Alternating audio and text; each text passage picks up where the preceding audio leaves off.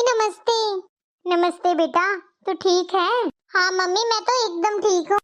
और बेटा बच्चों के एग्जाम हो गए? हाँ मम्मी एग्जाम्स तो हो गए हैं, अभी रिजल्ट नहीं आया है, 10 दिन बाद आएगा। तो एक काम करना बेटा, तू कुछ दिन के लिए इधर आ जा, कम से कम एक हफ्ते के लिए तो आ ही जा। आने का तो मेरा भी मन है मम्मी, पर पता नहीं मेरी सासू माँ भेजेंगी या नहीं। बेटा एक बार बात करके देख अपनी सास से, शायद हाँ ही बोल दे।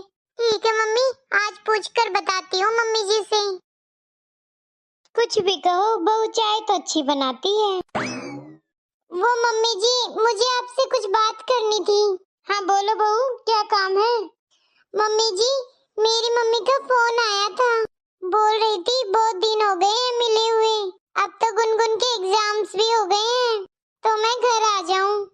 मम्मी जी मेरा भी मन था मम्मी से मिलने का, आप कहो तो कुछ दिन के लिए मैं मेरी मम्मी पापा के पास रुक जाऊं।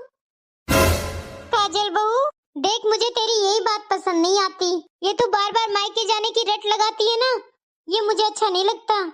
तुझे पता है ना मुझसे घर का काम नहीं होता, ना ही मेरी तबीयत ठीक रहती है। गुनगुन के स्कूल की छुट्टी हुई है, नैतिक के ऑफिस की छुट्टी नहीं हुई है, उसे तो डेली टाइम पर टिफिन चाहिए। और देख मेरी तबीयत खराब रहती है, मुझसे नहीं बनते अब टिफिन वगैरह। और मैंने पायल को बुलाया है, उसके बच्चों के भी एग्जाम हो गए हैं। एक बात बता, तुझे इतनी घर जाने की लगी रहती है तो तूने शादी क्यों कराई थी काजल बहू? ना शादी करती ना घर छोड़ना पड़ता। कहीं नहीं जाना, पायल आने वाली है, उसके आने की तैयारी कर ले, रसोई में जाकर खाना बना ले। ठीक है मम्मी जी। और हाँ तेरी ननंद के पसंद का ही खाना बनाना। जी मम्मी जी। Mummy mummy. अरे हाँ पायल बेटा मैं इधर ही हूँ, आ जा। नमस्ते मम्मी। नमस्ते बेटा, सदा खुश रहो।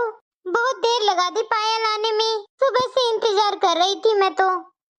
अरे मम्मी बाहर ट्रैफिक कितना है, जाकर देखो एक बार। तूने तो पायल बिल्कुल ही आना बंद कर दिया है, अपनी मम्मी की याद नहीं आती क्या तुझे? अरे मम्मी याद तो बहुत आती है, पर अगर मैं यहाँ जाऊँ तो घर का काम कौन करेगा? मेरे यहाँ आने से मम्मी जी के काम में परेशानी हो जाती है। अब मम्मी जी को काम की आदत तो रही नहीं है, इस बार तो इनके ऑफिस की छुट्टियां थी, इसीलिए नव्या को भी इन्हीं के पास छोड़कर आ गई मैं तो। ये तो तूने बहुत अच्छा किया, पर बेटा बीच में भी आ जाया कर तेरी माँ से मिलने। क्या बताऊं मम्मी, तो मेरी सास नए नए बहाने बनाती है, बोलती है घर का काम नहीं होगा मुझसे।